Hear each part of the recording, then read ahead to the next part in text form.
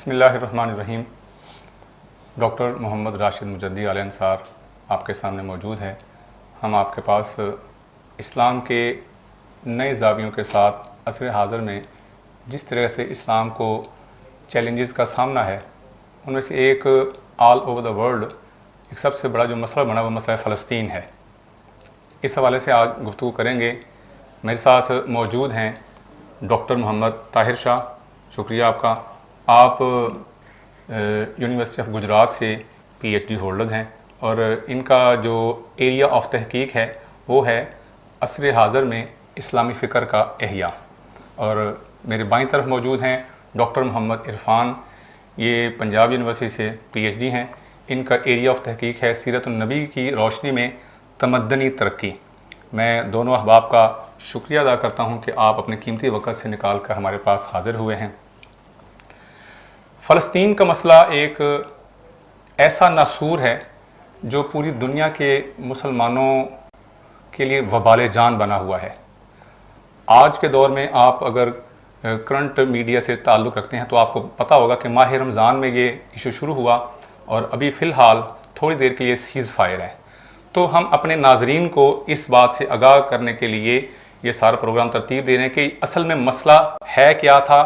فلسطین جو ہے، مسجد اقصیٰ جو ہے، قبہ صخرہ جو ہے، بیت اللحم جو ہے، دیوار گریہ جو ہے، یہ تینوں مذاہب سے ریلیٹڈ ہے۔ تینوں مذاہب کے اندر یہ کیسے امن کا باعث بن سکتا ہے اور اس کی وجہ سے کیسے پوری دنیا جو ہے وہ امن و امان کے دائرے میں آ سکتی ہے۔ میں آپ کے سامنے شروع کرتا ہوں پیغام۔ ڈاکٹر محمد عرفان یہ ہمیں اس طرف لے کے جائیں گے کہ یہ مسجد اقصیٰ جو ہے، بیت المقدس جو ہے، اس کی آغاز، اس کی بنیاد کہاں سے شروع ہوتی ہے اور آج کے دور میں اس کی جو اہم چیزیں ہیں وہ ہمیں اس حوالے سے گائیڈ لائن دیں گے جناب ڈاکٹر محمد عرفان۔ بسم اللہ الرحمن الرحیم۔ اللہم صلی علی سیدنا مولانا محمد معدن الجود والکرم وآلہ وبارک وسلم۔ بہت شکریہ ڈاکٹر صاحب، آپ نے یہاں پہ مدعو کیا، اور چونکہ سیز فائر ہو چکا ہے اسرائیل اور فلسطین کے درمیان، اس کے باوجود یہ کنٹینیو کرنا اس پروگرام کو یہ وقت کی ضرورت ہے۔ بیت المقدس جو ہے یہ اصل میں ایک شہر کا نام ہے۔ اس کو بیت المقدس بھی کہا جاتا ہے، مسلمان اس کو اقدس بھی کہتے ہیں، قدس بھی کہتے ہیں۔ جو عیسائی اور یہودی ہیں ان کے ہاں اس کا نام ہے یروشلم۔ اب جو یروشلم ہے اس کے علاوہ بھی اس کے نام ہیں۔ اگر ہم اس کی ہسٹری میں دیکھیں تو وہ دیکھیں گے کہ اس کو کیا جاتا ہے کہ یہ شروع ہوا تھا حضرت ابراہیم علیہ السلام سے، اور حضرت ابراہیم علیہ السلام نے اس کا نام رکھا تھا جریح۔ اور اس کے بعد ایک بادشاہ آتا ہے رومیوں کا، وہ شیلم ہے اور اس کا نام شیلما بھی آتا ہے، اس نے اس میں اضافہ کیا اور اس نے نام رکھ دیا سلم، اور یہ بعد میں اکٹھا ہو گیا یروشلم کے نام سے۔ بعض جو ہسٹورین ہیں وہ اس کو کہتے ہیں کہ اس کا جو اولین نام تھا وہ تھا جیبس۔ یہ دو شہر تھے، جیبس اور سلم، ان دونوں کو اکٹھا کر دیا گیا پھر تو یہ شہر بن گیا جیبسلم، اور ادھر سے ہی پھر اس کی جو آج کی شکل ہے وہ یروشلم ہے۔ اسی طرح جو اس کا قدیم ترین نام ہے وہ ہے یبوس۔ اس کو جیبس بھی کہتے ہیں، اس کو یبوس بھی کہتے ہیں۔ تو یہ دنیا کا وہ مقدس شہر ہے کہ تینوں جو سامی مذاہب ہیں ان تینوں سامی مذاہب کے ہاں اس کی بہت زیادہ عزت اور احترام ہے کہ یہاں پر مسلمانوں کے لیے قدس بیت المقدس مسجد اقصیٰ ہے، جو عیسائیوں کا بیت اللحم ہے، اور یہودیوں کا جو ان کا جو دیوار گریہ ہے یا اس کو جو ڈوم آف راک کہا جاتا ہے وہ بھی ادھر موجود ہے۔ تو یہ تینوں مذاہب کا ایک بڑے مقدس مقامات ہیں یہاں پر۔ یعنی آپ کے کہنے کا مطلب یہ ہے کہ بیت المقدس جو ہے اس کی قدامت حضرت ابراہیم علیہ السلام کے دور سے ہے۔ جی بالکل۔ یعنی بیت اللہ کے بعد روئے زمین پر جو دوسرا گھر بنا وہ بیت المقدس تھا۔ جی بالکل۔ ڈاکٹر صاحب نے بڑی اہم بات بتائی ہے۔ ڈاکٹر حضرت ابراہیم علیہ السلام جن کا آج سے ہزاروں سال پہلے کا دور ہے، بیت المقدس جو ہے بیت اللہ کے ساتھ ساتھ بیت المقدس کی ہسٹری جو اس کی جو تاریخ ہے وہ بھی حضرت ابراہیم علیہ السلام کے ساتھ جڑتی ہے۔ اس میں تھوڑی سی میں مزید کروں گا کہ یہ جو شہر آباد ہوا، یہ کہا جاتا ہے کہ یہ دنیا میں مکہ سے بھی قدیم شہر ہے۔ اچھا۔ کیونکہ یہ حضرت سام علیہ السلام کی طرف اس کی نسبت کی جاتی ہے، جو آدم علیہ السلام کے حضرت نوح علیہ السلام کے بیٹے تھے، کہ انہوں نے اس کو آباد کیا تھا۔ پھر دوسرا یہ ہے کہ اس میں جو کعبۃ اللہ ہے، بیت اللہ اور بیت المقدس، نبی اکرم صلی اللہ علیہ وسلم کا فرمان ہے کہ آپ سے پوچھا گیا کہ سب سے پہلے اللہ تعالیٰ کا گھر یہاں پہ کون سا بنا، تو آپ نے فرمایا بیت اللہ۔ صحابی نے عرض کی اللہ کے رسول اس کے بعد کون سا بنا، انہوں نے کہا بیت المقدس۔ صحابی نے پوچھا ان دونوں کے درمیان فرق کتنا ہے، تو نبی صلی اللہ علیہ وسلم نے فرمایا 40 سال کا، کہ جو بیت اللہ ہے، حرم شریف ہے، وہ 40 سال پہلے بنا اور بیت المقدس 40 سال کے بعد بنا۔ اور اس پہ پھر محدثین کی ایک بحث ہے کہ یہ کیسے 40 سال، کیونکہ جو خانہ کعبہ ہے یہ تو اولین بنا تھا، حدیث میں ہمیں ملتا ہے اور قرآن بھی کہتا ہے ان اول بیت وضع للناس للذی ببکۃ مبارک، کہ یہ تو خانہ کعبہ اللہ تعالیٰ کہتا ہے کہ میں نے سب سے پہلے بنایا اور اس کی بنیاد حضرت آدم علیہ السلام نے ڈالی۔ تو محدثین نے کہا کہ اس کی بنیاد بھی آدم علیہ السلام نے ہی ڈالی تھی بیت المقدس کی، لیکن وہ جیسے ابراہیم علیہ السلام نے بنیادوں سے اٹھایا ہے اسی طرح اس کی بنیادوں سے اٹھانے والے حضرت سلیمان علیہ السلام ہے۔ تو یہ بیت المقدس اور مسجد اقصیٰ کے حوالے سے آج میں یہاں پر تھوڑی سی بات کلیئر کرتا چلا جاؤں، چونکہ آج کے دور میں ایک اوورآل پوری دنیا کی 60 سال 70 سال کے قریب عمر ہے، تو ڈاکٹر صاحب بتا رہے تھے کہ بیت اللہ اور بیت المقدس کے درمیان 40 سال کا فرق ہے۔ تو اس دور میں آج سے جو پہلے جو قومیں گزری ہیں ان کی عمریں سینکڑوں سے ہزاروں سالوں تک ہوتی تھیں، اس لیے اس حوالے سے کسی کے ذہن میں کوئی بات نہیں آنی چاہیے۔ میں ڈاکٹر طاہر شاہ کی طرف آتا ہوں۔ ڈاکٹر صاحب یہ جو بیت اللحم ہے، ڈاکٹر صاحب نے بتایا کہ تینوں سامی مذاہب کے ساتھ اس کا تعلق ہے۔ جو بیت اللحم ہے، دیوار گریہ ہے، اس کے بارے میں ہمارے ناظرین کو کچھ بتائیں، یہ کیا معاملہ ہے ان کا؟ بسم اللہ الرحمن الرحیم۔ سب سے پہلے میں آپ کا شکر گزار ہوں اور اس چینل کا شکر گزار ہوں کہ مجھے موقع دیا یہاں آ کے بات کرنے کا، اپنے خیالات کا اظہار کرنے کا۔ یہ انتہائی سینسٹیو ٹاپک ہے جو آپ اور آج کل ایک کرنٹ ایشو بھی ہے جس کے اوپر آج آپ ڈسکس کر رہے ہیں اور موقع دیا اس پہ بات کرنے کا۔ یہ بیت اللحم جو ہے، بیت کا مطلب گھر اور لحم کا مطلب گوشت، اس کے جو لفظی معنی ہے، تو یہ اس کا مطلب یہ ہے کہ گوشت کا گھر۔ تو یہ فلسطین کی ایک بستی ہے یا شہر کا نام ہے، اس سے جنوب کی طرف 5 یا 8 کلومیٹر کے فاصلے پہ۔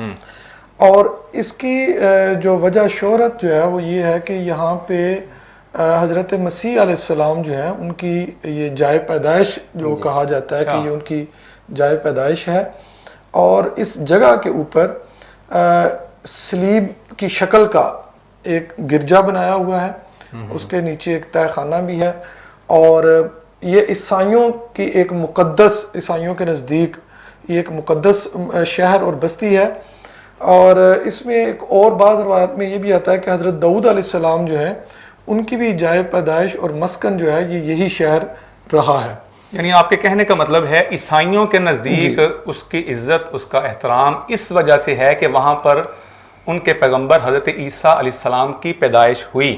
یہ بات نوٹ کیجئے گا، یہ بات بڑی اہم ہے، آگے چل کے اس کو ہم طور حوالہ کے کوٹ کریں گے کہ عیسائیوں کے نزدیک اس کی اہمیت اس وجہ سے ہے کہ وہاں پر حضرت عیسیٰ علیہ السلام کا جنم ہوا ہے۔ جی ڈاکٹر صاحب۔ اچھا، یہ شہر جو ہے یہ پہلے جو اردن کی سلطنت تھی اس میں شامل تھا، بعد میں جون 1967 میں جب جنگ ہوئی تو اس میں پھر اسرائیل نے اس پر قبضہ کر لیا۔ اب یہ اسرائیل کے جو ہے وہ اس کے کنٹرول میں ہے۔ تو یہ تو بیت اللحم کے حوالے سے، یعنی کہ عیسائیوں کی مقدس جگہ اور وہ شہر، اس کی ان کی ایک روحانی مذہبی یہ عقیدت اس کے ساتھ جڑی ہوئی ہے، نسبت ہے اس کے ساتھ نسبت ہے۔ اس کے علاوہ جو دیوار گریہ ہے، جس طرح آپ نے شروع میں بتایا کہ بیت جو مقدس ہے یا بیت المقدس جو ہے، اس میں تینوں جو مذاہب ہیں، اسلام، اس کے علاوہ یہ جو یہودیت اور عیسائیت، ان تینوں کا ایک روحانی مذہبی یہ لنک ہے، عقیدت ہے اس بیت المقدس کے ساتھ۔ یعنی دنیا میں، آپ کے کہنے کا مطلب ہے دنیا میں ایک ایسا متحدہ پوائنٹ ہے، متحدہ مرکز ہے جو تمام الہامی مذاہب یہودیت، عیسائیت اور مسلمان تینوں کے نزدیک ایک مرکز ہے۔ اگر پرامن طریقے سے اگر یہ تینوں اسلامی مذاہب اکٹھے ہو سکتے ہیں تو بیت المقدس ہے۔ جی بالکل۔ اچھا، اس میں جس طرح ڈاکٹر صاحب نے مسجد اقصی اور یا بیت المقدس کے حوالے سے بتایا، یہ تو مسلمانوں کے حوالے سے ہے. اسی طرح عیسائیت کے حوالے سے میں نے آپ کو یہ بتا دیا بیت اللحم کا.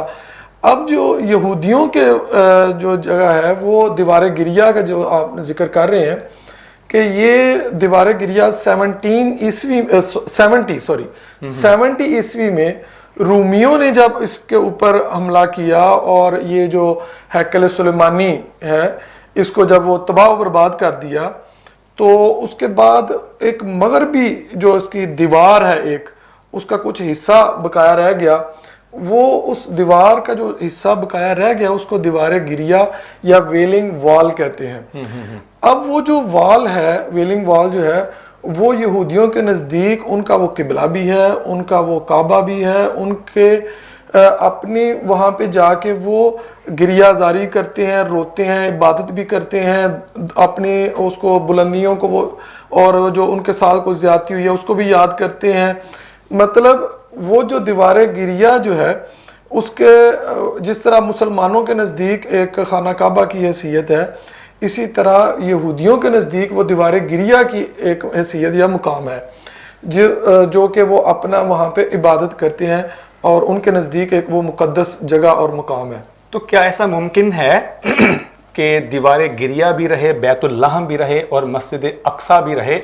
ہم یہ تینوں سوال لے کر ایک بریک کے بعد دوبارہ حاضر ہوتے ہیں ڈاکٹر صاحب، اور ڈاکٹر صاحب بتائیں گے کہ تینوں مذاہب کیا بیک وقت وہاں پر رہ سکتے ہیں یا نہیں. رگز، یہ ہے پہچان گجرانوالہ کی.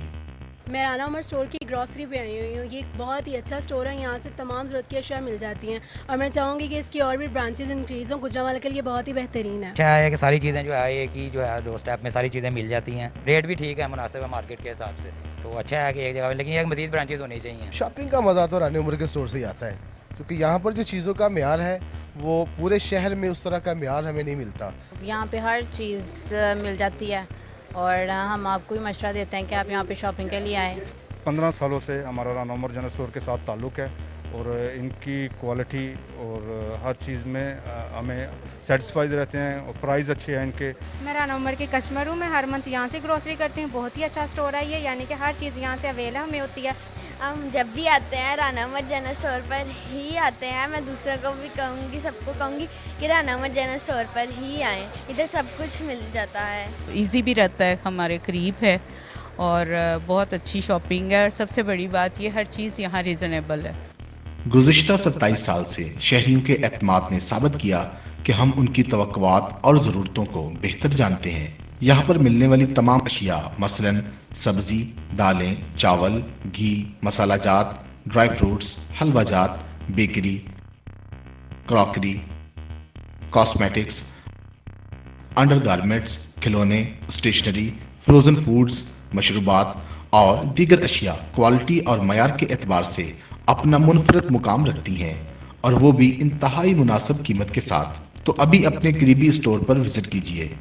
رانا عمر گروپ آف سروسز، معیار پر کوئی سمجھوتا نہیں. رگز، یہ ہے پہچان گجرانوالہ کی. میں رانا عمر اسٹور کی گروسری پہ آئی ہوئی ہوں. یہ ایک بہت ہی اچھا اسٹور ہے، یہاں سے تمام ضرورت کی اشیاء مل جاتی ہیں اور میں چاہوں گی کہ اس کی اور بھی برانچز انکریز ہوں. گجرانوالہ کے لیے بہت ہی بہترین ہے. اچھا ہے کہ ساری چیزیں جو ہے ایک ہی جو ہے ڈور اسٹیپ میں ساری چیزیں مل جاتی ہیں، ریٹ بھی ٹھیک ہے، مناسب ہے مارکیٹ کے حساب سے. تو اچھا ہے کہ ایک جگہ، لیکن ایک مزید برانچز ہونی چاہیے. شاپنگ کا مزہ تو رانا عمر کے اسٹور سے ہی آتا ہے، کیونکہ یہاں پر جو چیزوں کا معیار ہے وہ پورے شہر میں اس طرح کا معیار ہمیں نہیں ملتا. یہاں پہ ہر چیز مل جاتی ہے اور ہم آپ کو بھی مشورہ دیتے ہیں کہ آپ یہاں پہ شاپنگ کے لیے آئیں. 15 سالوں سے ہمارا رانا عمر جنرل اسٹور کے ساتھ تعلق ہے اور ان کی کوالٹی اور ہر چیز میں ہمیں سیٹسفائیڈ رہتے ہیں اور پرائز اچھے ہیں ان کے. میں رانا عمر کی کسٹمر ہوں، میں ہر منتھ یہاں سے گروسری کرتی ہوں. بہت ہی اچھا اسٹور ہے یہ، یعنی کہ ہر چیز یہاں سے اویلیبل ہمیں ہوتی ہے. ہم جب بھی آتے ہیں رانا عمر جنرل اسٹور پر ہی آتے ہیں. میں دوسروں کو بھی کہوں گی، سب کو کہوں گی کہ رانا عمر جنرل اسٹور پر ہی آئیں، ادھر سب کچھ مل جاتا ہے. ایزی بھی رہتا ہے، ہمارے قریب ہے اور بہت اچھی شاپنگ ہے، اور سب سے بڑی بات یہ ہر چیز یہاں ریزنیبل ہے. گزشتہ 27 سال سے شہریوں کے اعتماد نے ثابت کیا کہ ہم ان کی توقعات اور ضرورتوں کو بہتر جانتے ہیں. یہاں پر ملنے والی تمام اشیاء مثلا سبزی، دالیں، چاول، گھی، مسالہ جات، ڈرائی فروٹس، حلوہ جات، बेकरी, क्रॉकरी, कॉस्मेटिक्स, अंडरगारमेंट्स, खिलौने, स्टेशनरी, फ्रोजन फूड्स, मशरूबात और दीगर अशिया क्वालिटी और मयार के एतबार से अपना मुनफरद मुकाम रखती हैं, और वो भी इंतहाई मुनासिब कीमत के साथ। तो अभी अपने करीबी स्टोर पर विजिट कीजिए। Rana Umar group of services, मयार पर कोई समझौता नहीं।